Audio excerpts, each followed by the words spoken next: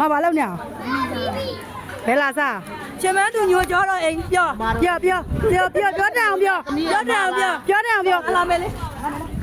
သမီးရမပါတော့ အရှင်မသူညိုကြောတော့ဒီမှာသမင်းလာပြီးသုံးဆောင်တာမှာအဝေးရနေလာပြီးတော့သုံးဆောင်တာပါဘာတော်ကြရတော့မလေးကျမရဲ့ချင်းကျမလေးပါပြောပါပြောဦးမှာတော့